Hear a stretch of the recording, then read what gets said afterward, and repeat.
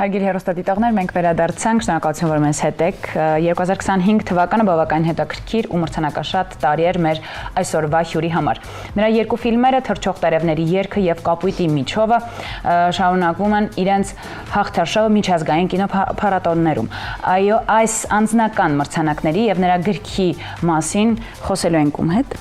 Խոսելու ենք մեր հյուրի հետ, իսկ մեր հյուրն է ռեժիսոր, դերասանուհի, մանկագիր եւ կինոպրոդյուսեր Արմինե Անդան։ Ֆանտաստիկ մարդ, դրական գժական էներգետիկայով։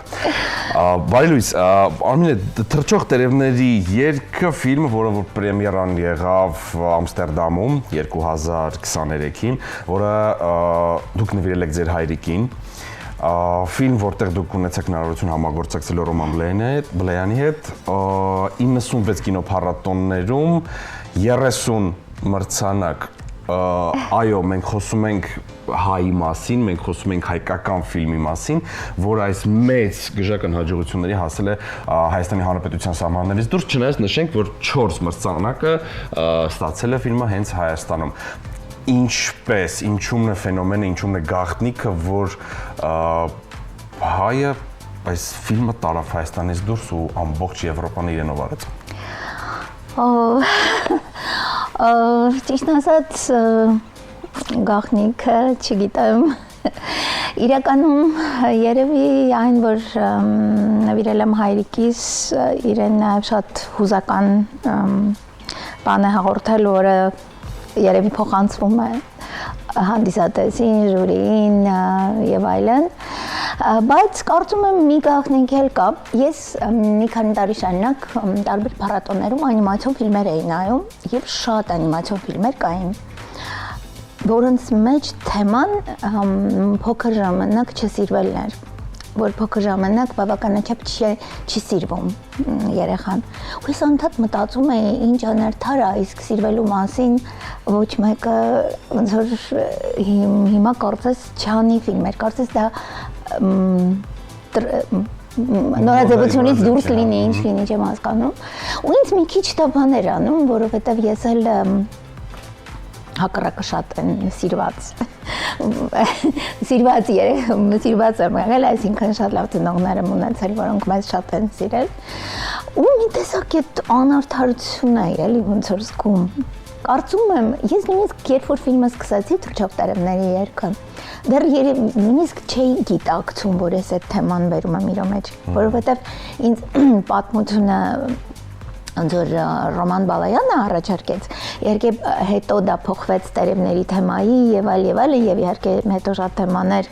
եկան, որովհետեւ Բալայանի պատմության մեջ տերևների թեման չէր, այլ ավելի ռեալիստական թեմա էր եւ ենթադրվում էր կարճամետրաժ խաղարկային ֆիլմ նկարել, բայց հետո ես առաջարկեցի անիմացիոն ֆիլմ անել եւ ավելի հեքիաթային անել, ու ինքը համաձայնվեց, վստահեց ինձ, ես որ ինչի համար իրեն շատ շնորհակալ եմ, բայց այդ թեման այնտեղ կար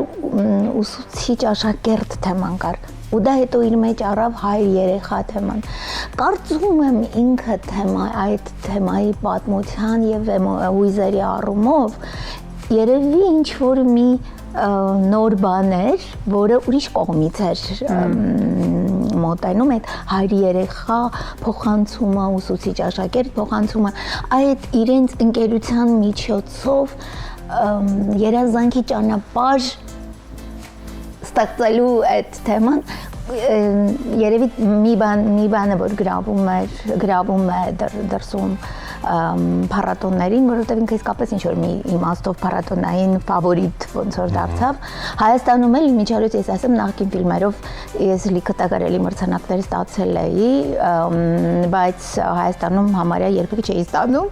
բայց այս ֆիլմը Հայաստանում ինքը եւ ոսկե ծիրան ստացավ եւ կինոակադեմիայի լավագույն անիմացիոն ֆիլմ մրցանակը ստացավ եւ էլի մի քանի մրցանակ ստացավ։ Իդեպ փառատոների թիվը արդեն հասել է 106-ի, մրցանակները 30 են, ամենավերջինը, որը իհարկե նոմինացիա մնաց մրցանակը չստացավ, բայց շատ կարևոր, աշխարհի ամենակարևոր մանկապատանեկան փառատոներից մեկում, Կոպենհագենի Բաստեր փառատոնում նոմինանտ էր 6 ֆիլմերի մեջ, որպես լավագույն կարճամետրաժ ֆիլմ, ոչ միայն անիմացիա,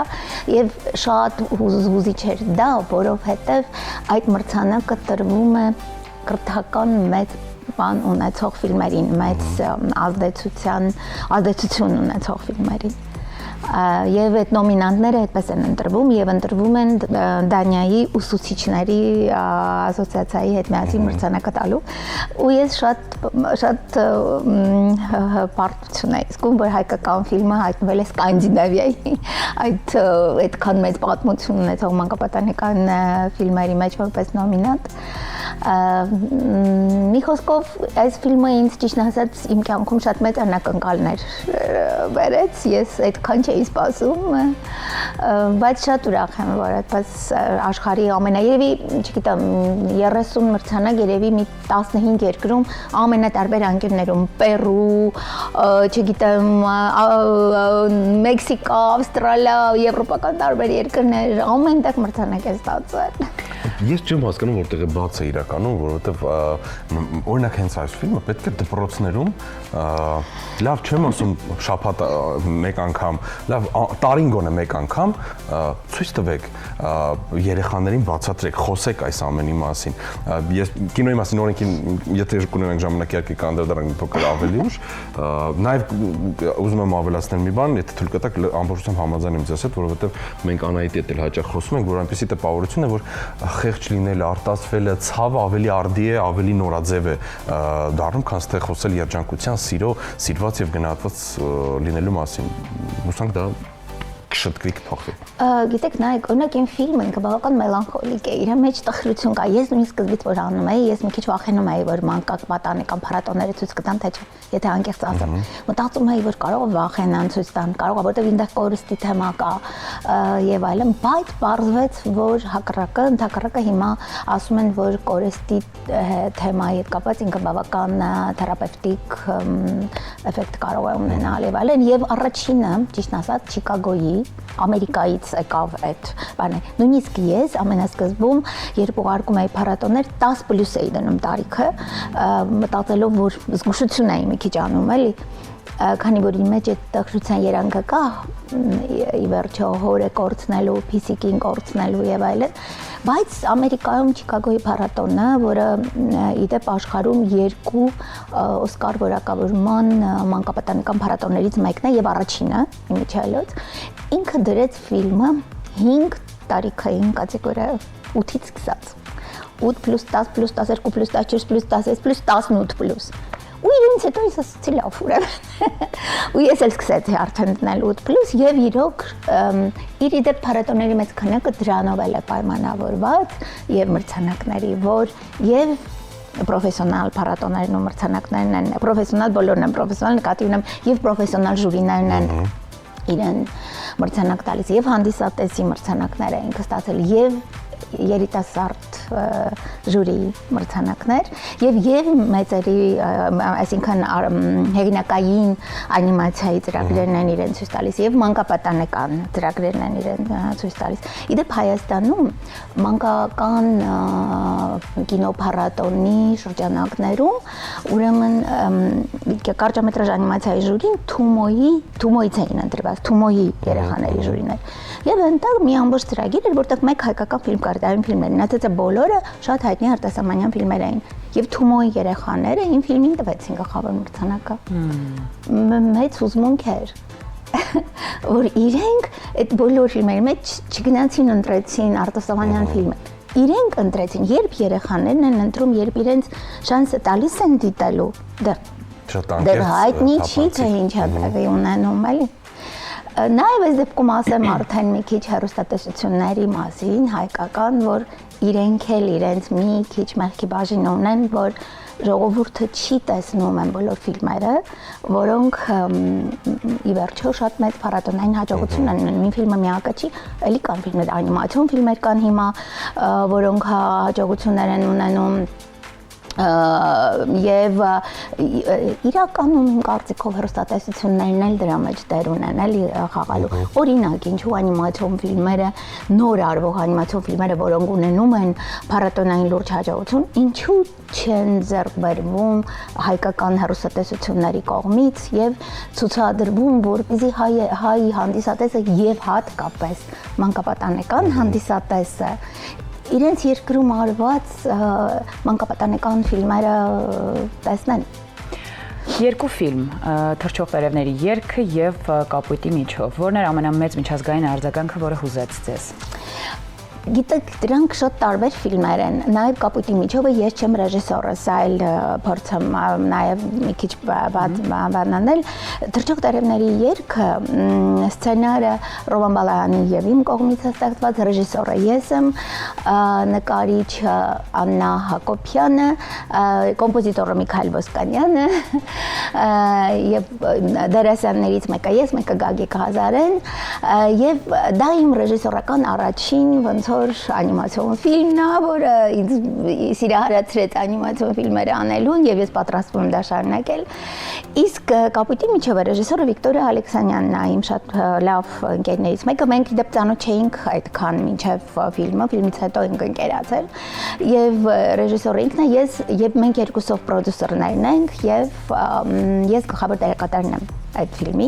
սցենարն էլ ենք երկուսով, բայց հիմնական ոնց որ մենք դիրքորոշում ենք դե ամեն ինչ արդեն չես կարող ասել, ինքը ռեժիսորն է, ես դերասանուհին եմ, երկու ֆիլմերի գլխավոր պրոդյուսերները ես եմ, բայց Վիկտորիայի հետ «Կապույտի միջովը» որ արեցինք, բավական դժվար արեցինք, քաղաքային կինոն Հայաստանում շատ մեծ դժվարություններ ունի արվելու իր շուրջ, բայց ամեն ֆիլմը նախ շատ տարբեր է, երկրորդ ես մեկի ռեժիսորն եմ, մեկի ռեժիսորից եմ, մեկի գլխավոր դերակատարն եմ եւ ոնց որ ամեն մեկը իր հուզմունքն է ինձ բերել, էլի նա որպես դերասանուհի է բերել, սա որպես ռեժիսոր է բերել, այսինքն երկու տարբեր բաներ են։ «Կապույտի միջովի» համար ես ստացել եմ 3 անգամ լավագույն դերասանուհի մրցանակ Իտալիայում, Անգլիայում եւ Մալտայում։ Հա, ու էլի այդ ֆիլմը ոնց որ քանի որ կարճամետրաժ է, ինքը ունի միայն փառատոնային կյանք։ Ու հետո հիմնականում կարճամետրաժ ֆիլմը Հայաստանին բերում է այդ հաջողությունը փառատոնային եւ էլ ոնց որ տեղ չունի բան անելու։ Ու ֆիլմն էլ ունի 2-3 տարվա կյանք, որովհետև փառատոնային կյանք, որովհետև փառատոները ցուցադրում են ամենաշատը 1 տարվա, շատ փառատոներ կան, 1 տարվա ֆիլմ են ցույց տալիս։ Կա որ 2, ամենաշատը 3։ Արդեն լուրջ փառատոնները 3-ից ավել տարեկան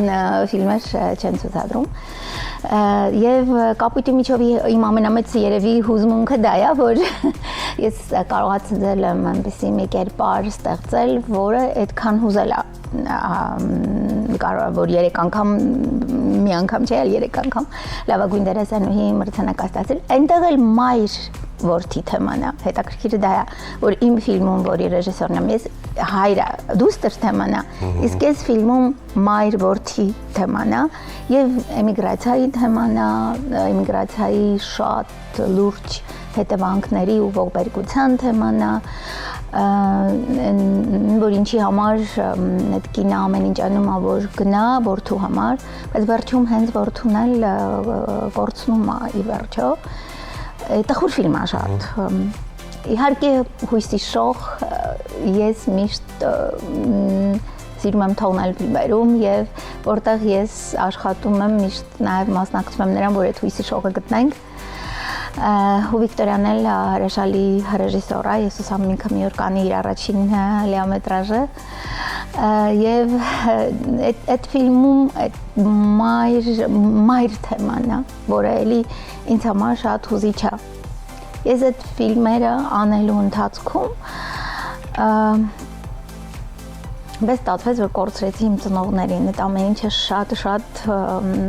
հատուկ էմոցիոնալ ոնց որ դարձավ էլի ինձ համար, բայց ես մի բանի համար ուրախ եմ, որ իրենց վստահ եմ, որ իրենք ուրախանում են ինձ համար։ Միանշանակ։ Վստահաբար։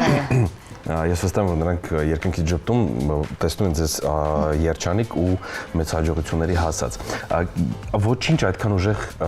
չի զարգացնում երևակայությունը, որքան որ երաժշտությունը, կինոն, գրքերը, ցավոք սրտի ապրում ենք արհեստական բանականության դարում, որը որ իր բացասական ազդեցությունն է ցավոք սրտի թողնում երիտասարդության, երեխաների վրա, ու քանի որ մենք մեր հարցերը, մեր թեմաները ձեր հետ շատ են, բայց քանի որ մենք ժամանակ չունենք, ես ուզում շատ արագ անդրադառնանք գրքերին, որոնք բերել եք ու արդեն ես վստահ եմ, որ նրանք շատ ծանոթ են շատ-շատերին մեր հեռուստադիտողներից, գաղտնիքների գիշերը, վստահ եմ, որ սա շատ հայտնի է։ Սա գաղտնիքների գիշերը իրականում Սուրբ Ծննդյան հեքիաթ է, ոնց որ շատ ձմեռային հեքիաթ է, եւ հրատարակիչ Արևիկն է եւ հենց հիմա Արևիկ գրատանն էլ վաճառվում է այս գիրքը ու ինքը իդեպ արդեն վերահրատարակվել է, այսինքն մի տարի առաջ տպագրվել է, հիմա արդեն վերահրատարակվել է, շատ ուրախ եմ, որ շատ սիրված գիրք է դարձել եւ գաղտնիքների գիշերը ընկերության թեման է, այսինքն ընկերության կախարդական ուժի թեման է եւ իդեպ գաղտնիքների գիշերը ես տպագրեցի հենց այս մեր ամբողջ այս պարակտման ֆոնին նույնն է իմիջիալոց ասեմ, որ անկիմերի բնակիչները, որը իդեպ առաջին անգամ 98 թվականին են տպագրվել իր միջի պատմությունները, կհայերեն գրված առաջին հեքիաթային վեպն է, հայերեն գրված նաև առաջին ֆենթեզի վեպն է եւ իմ հորինված աշխարհի մասին իմ նկարազարդումներով է իմիջիալոց միակ գիրքն է, որ իմ նկարազարդումներով է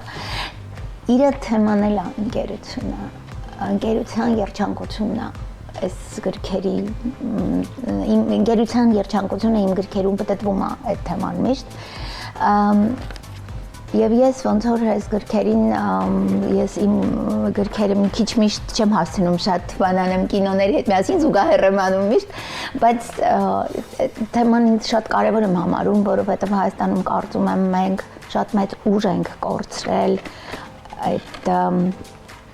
միասնական չլինելու պատճառով եւ